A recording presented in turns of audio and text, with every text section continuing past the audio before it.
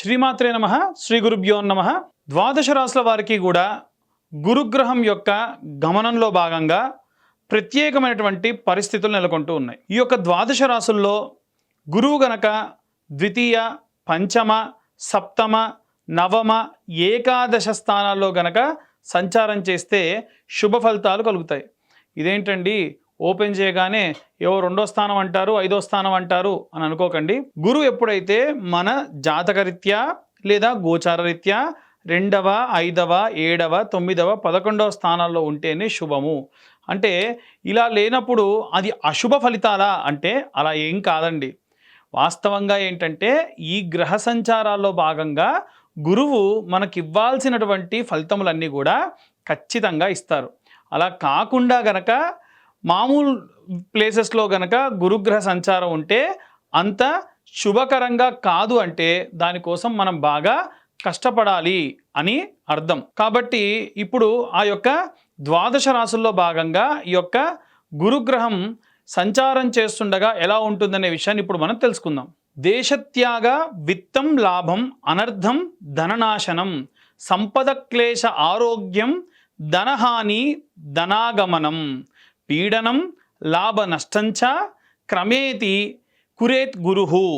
అంటే గురువు ద్వాదశ రాశుల్లో సంచరించే సమయంలో 1వ దేహత్యాగము సంబంధించి, 2 ధనలాభం సంబంధించి, 3 కార్యహాని, 4 ధననాశనము, 5 సంపద, 6 దుఃఖము, 7 ఆరోగ్యము, 8 ధనహాని, 9 ధనాగమనము, దశమము ఆయాసము, 11వ స్థానము లాభము, 12వ స్థానము నష్టము కలిగించును అని దీని యొక్క ఉద్దేశం. కాబట్టి ఇప్పుడు 12 రాశుల్లో కూడా మేషరాశి నుండి మీనరాశి వరకు ఎలా ఉండబోతుంది అనేటువంటి విషయాన్ని ఇప్పుడు మనం తెలుసుకుందాం. మకర రాశికి సంబంధించి ఈ యొక్క గ్రహ సంచారాల్లో భాగంగా ఈ యొక్క అక్టోబర్ నెలలో ఉన్నటువంటి గ్రహ సంచారాల్లో భాగంగా విశేషమైనటువంటి సత్ఫలితాలు పొందవచ్చు. ముఖ్యంగా ఈ యొక్క మకర రాశి అని అనగానే మనం అందరం కూడా ఏంటంటే పరాన్న జీవులుగా మనం అనుకుంటూ ఉంటాం. వీరికి ముసలి గుర్తుగా కనిపిస్తూ ఉంటుంది. నీళ్ళలో ఉన్నంత వరకు 1000 ఏనుగుల బలం, ఒకసారి నీరు విడిచిందంటే ఆ బలం కోల్పోతుంది. కాబట్టి వీలైనంత వరకు కూడా వీరిని సపోర్ట్ చేసే వాళ్ళు ఎప్పుడు కూడా వీళ్ళు వదులుకోరు. తల్లిదండ్రులు కానీ, భార్య కానీ, అక్క చెల్లెలు కానీ, అన్నదమ్ములు కానీ, వీరికి సపోర్ట్ చేసే గురువులు కానీ, ఎవరన్నా ఇంకే బంధువర్గంలో ఉన్నవారు కానీ ఎవరైనా సరే వీరికి బాగా సపోర్ట్ చేస్తూ ముందుకు తీసుకెళ్తూ ఉంటారు. స్వీయగా వీరి యొక్క జాతకరీత్యా వీళ్ళ లోపల ఫీలింగ్ ఏంటంటే అమ్మో ఎవరో ఒకళ్ళ సపోర్ట్ లేకుంటే మేము ఉండలేము అనుకుంటారు. అది తప్పు. ఎట్టి పరిస్థితుల్లో మీకంటూ ఒక ప్రత్యేకమైన లక్షణం ఉంది. ఆంజనేయ స్వామికి తన శక్తి గురించి తనకు తెలియదన్నట్టుగా మీకు కూడా మీ గురించి తెలియదు. అలా ఈ యొక్క రాశిలో ఉన్నటువంటి వారికి ద్వితీయంలో రాహువు, తృతీయంలో శని. ద్వితీయంలో రాహు ఎప్పుడూ కూడా ఏంటంటే మీ యొక్క ఫైనాన్షియల్ స్టేటస్, ఉదాహరణకు మీరు కారు కొనుక్కున్నారు అనుకోండి, వాడికేంది ఇలా డబ్బులు విసిరేసి డబ్బులు నెట్ క్యాష్ పెట్టి కారు కొనుక్కున్నాడు అని మాట్లాడే జనాలు తయారవుతూ ఉంటారు. అలా కాకుండా మీ పరిస్థితి బాలేకుండా ఉంది అనుకోండి, ఇక అయిపోయింది వాడి పని, అసలు అంతా కూడా మొత్తం లాస్ అయ్యాట అని ఇలా కూడా మాట్లాడుతూ ఉంటారు. సాధారణంగా ఏమిటంటే రాహు ద్వితీయ స్థానంలో ఉంటే మిమ్మల్ని వక్రీకరించి చూపించే విధంగా అధికంగా ఉండేటువంటి అవకాశం ఉంటుంది. అలా తృతీయ స్థానమునందు శనిగ్రహ సంచారం. తృతీయంలో శని ఎప్పుడైతే ప్రవేశించి ఉంటాడో అసలు పూర్తిగా ఆ యొక్క మీ అవగాహన లోపించడము, ఏవైనా సరే మీ కమ్యూనికేషన్ స్కిల్స్లో ఇబ్బందులు కలగడము లాంటివి జరిగేటువంటి అవకాశం కనిపిస్తూ ఉంది. ఇక ఈ యొక్క మకర రాశి నుండి సప్తమ స్థానంలో చూసుకున్నట్టయితే, సప్తమ అష్టమ స్థానంలో చూసుకున్నట్టయితే కేతుగ్రహ సంచారము. కేతు ఎప్పుడు కూడా అష్టమంలో పరివర్తన, అంటే మీరు ఏమన్నా మారాలనుకుంటే, మీ యొక్క అలవాట్లు మార్చుకోవాలనుకుంటే సహాయం చేసేటువంటి వాడు. అలాగే 9వ స్థానం నందు ఈ యొక్క శుక్రగ్రహ సంచారం అనేటువంటిది ఉంది. 9వ స్థానంలో శుక్రగ్రహ సంచారం చేయడం వలన విశేషముగా వీరి యొక్క భార్యాభర్తలిద్దరి మధ్యలో ఉన్నటువంటి ఒక సమన్వయంతో దూర ప్రాంతాలు ప్రయాణం చేసేటువంటి అవకాశం కూడా కనిపిస్తూ ఉంది. ఇక దశమ స్థానం నందు చూసుకున్నట్టయితే దశమాత్ ఈ యొక్క గ్రహానికి సంబంధించి సూర్యుడు, బుధుడు, అలాగే కుజగ్రహ సంచారం ఉంది. ఇవంతా కూడా ఏంటంటే ఈ రాజకీయ సినీ రంగాల వారికి అంత శ్రేయోదాయకంగా ఉండదు. అలాగే ఈ యొక్క రైతులు ఎవరైతే ఉంటారో వారు 28వ తారీఖు తర్వాత గనక ఏవైనా సరే పనులు ప్రారంభించడం వలన విశేషమైనటువంటి సత్ఫలితాలు పొందుతారు. భూ సంబంధితమైనటువంటి ప్రయోగాత్మకమైనటువంటి పనులు 28వ తారీఖు లోపు మాటుకు చేయకుండా ఉంటే మంచిది. ఇక గురువు గనక సప్తమంలో సంచరిస్తూ ఉంటే, 7th హౌస్‌లో గనక గురువు ఉంటే రాజదర్శన మారోగ్యం, గాంభీర్యం, గాత్రపోషణం, అభీష్టకార్య సిద్ధిశ్చ సప్తమస్తే భవేద్ గురోః. 7వ స్థానంలో గనక గురువు సంచారం జరుగుతూ ఉన్నప్పుడు ఆరోగ్యంగా ఉండేదానికి మీకు మీరు స్వీయ మంచి ప్రవృత్తి కలిగి ఉంటారు. ప్రభుత్వ పరిపాలకులతో పరిచయాలు ఏర్పడతాయి. తలచిన కార్యములు నెరవేరుతాయి. ప్రతి పని తనకు అనుకూలముగా జరిగేటువంటి అవకాశమే అధికంగా కనిపిస్తూ ఉంది. ముందుగానే చెప్పుకున్నాం మనము గురువు గనక 2వ, 5వ, అలాగే 7వ, 9వ, 11వ స్థానంలో సంచరిస్తూ ఉన్నప్పుడు అన్నీ కూడా లాభాలే అధికంగా జరుగుతాయి అని. ఆ ప్రకారంగా ఈ గ్రహ సంచారకులకి కూడా ఈ పరంగా అద్భుతంగా ఉండబోతుంది. ఇప్పటి వరకు కూడా మనం రాశికి సంబంధించి, ఈ రాశి వారికి సంబంధించి ప్రత్యేకంగా గ్రహ సంచారాల్లో భాగంగా గోచార రీత్యా ఎలా జరగబోతుంది, ఎలా ఉండబోతుంది అనే విషయాన్ని తెలుసుకున్నాం. ఇక విశేషంగా వీరు ఏ మంత్రం చదవాలి?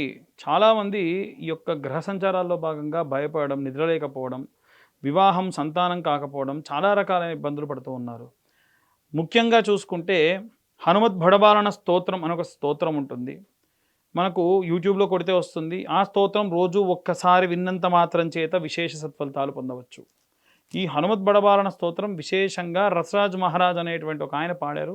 చాలా అద్భుతంగా ఉంటుంది. మీరు ఇవాళ రేపు షార్ట్స్లో చూస్తున్నప్పుడు ఓం హం హం హం హను హనుమంత అనేటువంటిది కూడా ఆయనే పాడారు. ఈ ఆంజనేయ స్వామి యొక్క బడబాలన స్తోత్రం విశేష శక్తినిస్తుంది. అలాగే ఈ యొక్క అన్ని రాశుల వారికి సంబంధించి, ఈ రాశి వారే కాకుండా అందరూ కూడా అన్ని వర్గాల వారికి సంబంధించి కూడా చూసుకుంటే విశేషంగా సంతానం లేకపోవడం, వివాహం కాకపోవడం, భార్యాభర్తల మధ్యలో గొడవలు లాంటివి జరుగుతూ ఉన్నాయి. కాబట్టి ఎవరైనా సరే ఈ పరమైన ఇబ్బందులు ఉంటే గనక, అమ్మాయిలకు గనక వివాహం కాకపోతే వరపాశుపతము అనేటువంటి అభిషేకము, హోమము ఉంటుంది. అబ్బాయిలకైతే కన్యాపాశుపతము అనేటువంటి హోమము, అభిషేకం ఉంటుంది. చక్కెరతో అభిషేకం చేస్తారు. అలాగే సంతానం లేని వారి కోసం సంతాన పాశుపతము అనేటువంటి అభిషేకము, హోమము కూడా నిర్వహించడం జరుగుతుంది. ఆరోగ్యం బాలేని వారికి సర్వాంగ పాశుపతము అనేటువంటి హోమం జరుగుతుంది, అభిషేకం జరుగుతుంది. ఎవరికైతే ఈ పరమైనటువంటి ఇబ్బందులు ఉండి ఉంటే ప్రతీ నెల ఆఖరి మంగళవారం నాడు విశేషంగా వీరందరి కోసము కూడా హోమము, అభిషేకాలు చేయడం జరుగుతుంది. ఆసక్తి కలవారు కాంటాక్ట్ చేయొచ్చు. అలాగే ఈ యొక్క అన్ని వర్గాల వారికి సంబంధించి ప్రత్యేకంగా ధనం రావాలండి, డబ్బులు రావట్లేదు, నాకు డబ్బులు కావాలంటూ ఉన్నారు. మీరు ఐశ్వర్యవంతులు కావాలి లేదా ధనవంతులు కావాలి, రెండిటికి వ్యత్యాసం ఉంది. ధనవంతుడు అంటే డబ్బు వస్తుంది, సుఖం ఉండదు. ఎప్పుడూ డబ్బు గురించి పరిగెత్తడం, ఆరోగ్యం ఖరాబ్ చేసుకోవడం.